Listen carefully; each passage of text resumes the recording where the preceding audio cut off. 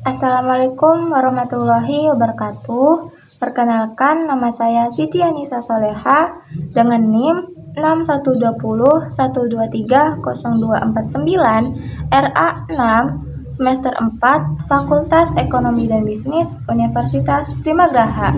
Video ini saya buat dan posting yang bertujuan untuk memenuhi tugas ujian tengah semester mata kuliah Manajemen Koperasi dan UMKM yang diampu oleh Ibu Mardiah MPD. Materi yang kita bahas ada 5 materi. Yang pertama yaitu mengenai konsep dan teori dasar koperasi. Yang kedua, aspek sejarah perkembangan di Indonesia. Yang ketiga, konsep pola manajemen koperasi. Yang keempat, tujuan, fungsi, dan permodalan dalam koperasi. Dan yang terakhir yaitu mengenai perangkat organisasi koperasi.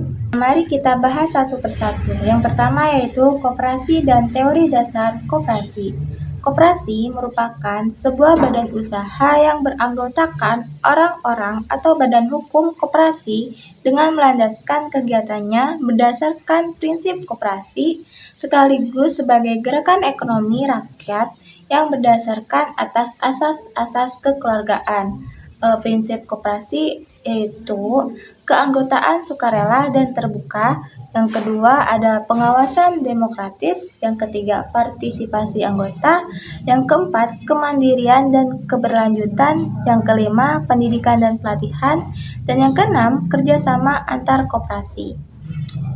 Yang selanjutnya yaitu teori dasar koperasi. Teori koperasi terdiri dari teori keadilan sosial, teori ekonomi partisipatif, dan teori pemberdayaan masyarakat. Yang dimaksud dengan teori keadilan sosial yaitu koperasi berupaya untuk menciptakan keadilan sosial dengan memberikan kesempatan yang sama kepada semua orang. Yang kedua, teori ekonomi partisipatif yaitu koperasi melibatkan anggota dalam kegiatan usaha dan pengambilan keputusan. Yang ketiga, teori pemberdayaan masyarakat. Koperasi berupaya untuk memberdayakan masyarakat dengan memberikan kesempatan untuk meningkatkan kemampuan dan pengetahuan. Adapun manfaat koperasi, yang pertama ada meningkatkan kesejahteraan anggota. Koperasi berupaya untuk meningkatkan kesejahteraan anggota dengan memberikan manfaat ekonomi dan sosial. Yang kedua ada meningkatkan kemampuan anggota. Koperasi memberikan pendidikan dan pelatihan kepada anggota untuk meningkatkan kemampuan dan pengetahuan. Dan yang ketiga yaitu meningkatkan kegiatan usaha. Koperasi berupaya untuk meningkatkan kegiatan usaha dengan bekerjasama dengan koperasi lain dan meningkatkan efisiensi. Dengan demikian, koperasi dapat menjadikan wadah bagi masyarakat untuk meningkatkan kesejahteraan dan kemampuan, serta menjadi bagian dari gerakan ekonomi rakyat yang berdasarkan atas asas-asas kekeluargaan. Selanjutnya yaitu ada aspek perkembangan sejarah di Indonesia. Yang pertama ada era perkolonial, bisa disebut juga dengan prasajarah hingga abad ke-16. Prasajarah dimulai dari 1,7 juta tahun yang lalu dengan penemuan manusia Jawa di Singgiran. Kerajaan Hindu-Buddha muncul pada abad ke-4 sebelum Masehi dengan contoh kerajaan yaitu Sriwijaya. Kerajaan Hindu-Buddha muncul melalui perdagangan di India. Kerajaan Islam muncul pada abad ke-12 dengan contoh kerajaan seperti Demak. Kerajaan Islam muncul di Indonesia melalui perdagangan dan dakwah. Selanjutnya yaitu ada era kolonial atau abad ke-16 hingga ke-20. Kolonisasi Portugis. Portugis menguasai perdagangan rempah-rempah dan membangun benteng di beberapa wilayah dimulai pada abad ke-16. Selanjutnya ada kolonisasi Belanda. Dimulai pada abad ke-17 dengan VOC sebagai perusahaan dagang Belanda yang dominan. Belanda menjajah Indonesia selama sekitar 350 tahun. Yang ketiga ada era kemerdekaan atau abad ke-20. Proklamasi kemerdekaan. Indonesia memproklamasikan kemerdekaan pada 17 Agustus 1945 setelah Jepang menyerah kepada sekutu.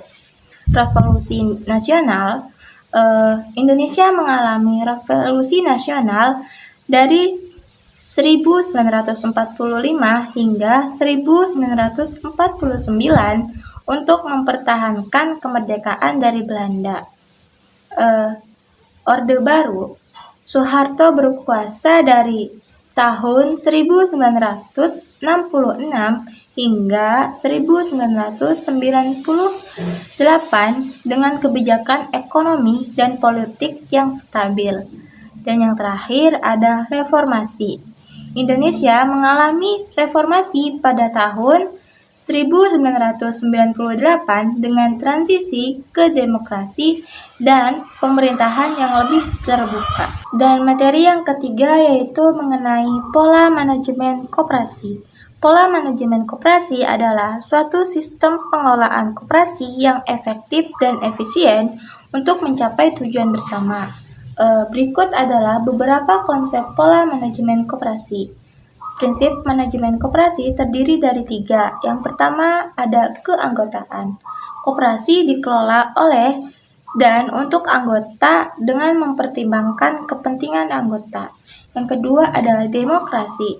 Koperasi dikelola secara demokratis dengan memberikan kesempatan kepada anggota untuk berpartisipasi dengan pengambilan keputusan. Yang ketiga ada efisiensi.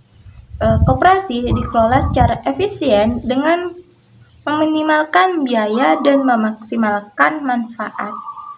Selanjutnya ada fungsi manajemen koperasi. Ada 4, yaitu yang pertama perencanaan. Koperasi membuat rencana strategis dan operasional untuk mencapai tujuan. Yang kedua yaitu ada perorganisasian. Koperasi mengkoordinir sumber daya manusia dan material untuk mencapai tujuan. Yang ketiga yaitu ada pengawasan. Koperasi melakukan pengawasan untuk memastikan bahwa kegiatan koperasi sesuai dengan rencana dan tujuan. Dan yang keempat ada pengendalian. Koperasi melakukan pengendalian untuk memastikan bahwa kegiatan koperasi berjalan dengan efektif dan efisien. Pola manajemen koperasi ada 3. Yang pertama yaitu manajemen berbasis anggota. Koperasi dikelola dengan mempertimbangkan kepentingan anggota. Yang kedua ada manajemen partisipatif. Koperasi melibatkan anggota dalam mengambil keputusan dan kegiatan koperasi. Yang ketiga yaitu manajemen efektif.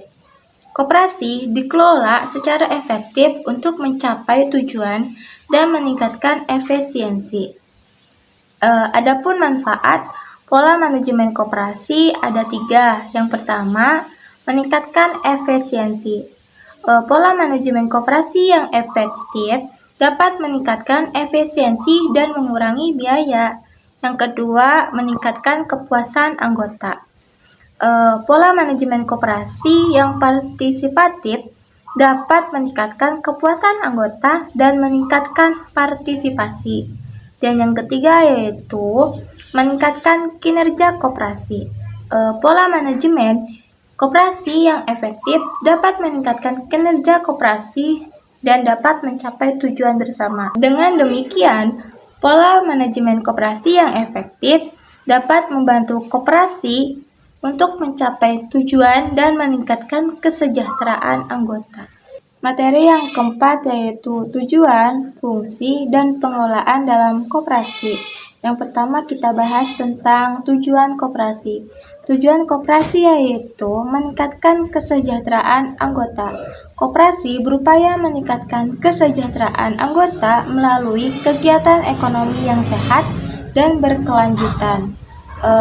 Yang kedua ada meningkatkan kemampuan anggota. Koperasi berupaya meningkatkan kemampuan anggota melalui dengan pendidikan, pelatihan, dan pengembangan keterampilan. Yang ketiga ada meningkatkan kegiatan ekonomi. Koperasi berupaya meningkatkan kegiatan ekonomi anggota dan masyarakat melalui usaha yang produktif dan inovatif. Adapun fungsi dari koperasi, yang pertama, fungsi ekonomi. Koperasi berfungsi sebagai lembaga ekonomi yang menyediakan barang dan jasa kepada anggota. Yang kedua ada fungsi sosial. Koperasi berfungsi sebagai lembaga sosial yang meningkatkan kesejahteraan dan kemampuan anggota. Yang ketiga ada fungsi pendidikan. Koperasi berfungsi sebagai lembaga pendidikan yang meningkatkan pengetahuan dan keterampilan anggota. Permodalan dalam koperasi ada dua. Yang pertama ada sumber modal. Koperasi dapat memperoleh modal dari simpanan anggota, cadangan modal, pinjaman dari lembaga keuangan, investasi dari pihak lain. Yang kedua ada penggunaan modal. Koperasi menggunakan modal untuk membiayai kegiatan usaha, meningkatkan kemampuan anggota, dan mengembangkan usaha koperasi. Dengan demikian juga, koperasi dapat mencapai tujuan dan meningkatkan kesejahteraan anggota melalui kegiatan ekonomi yang sehat dan berkelanjutan. Materi yang kelima atau materi yang terakhir yaitu membahas tentang perangkat organisasi koperasi. Perangkat organisasi koperasi merupakan struktur dari komponen koperasi yang menjadikan koperasi sebagai organisasi. Berikut beberapa perangkat organisasi. Ada rapat anggota. Rapat anggota terdiri dari rapat tahunan, rapat anggota luar biasa. Rapat anggota tahunan yaitu rapat anggota tertinggi yang diadakan setahun sekali untuk membahas laporan tahunan dan membuat keputusan penting. Rapat anggota luar biasa, rapat anggota yang diadakan untuk membahas dan membuat keputusan tentang hal-hal yang sangat penting dan mendesak. Selanjutnya ada pengurus. Pengurus terdiri dari 4. Yang pertama ada ketua. Ketua merupakan yang memimpin dan mengawasi kegiatan koperasi. Sekretaris mengatur administrasi dan dokumentasi koperasi. Bendahara mengatur keuangan dan pembukuan koperasi. Dan yang terakhir, anggota pengurus yang bertugas untuk membantu ketua dalam menjalankan kegiatan koperasi. Yang ketiga ada pengawas. Pengawas internal mengawasi kegiatan koperasi dan memastikan bahwa kegiatan koperasi sesuai dengan anggaran dasar dan peraturan yang berlaku. Pengawas eksternal mengawasi kegiatan koperasi dari luar seperti auditor independen. Dan yang keempat ada manajer. Manajer operasional mengatur kegiatan operasional koperasi sehari-hari.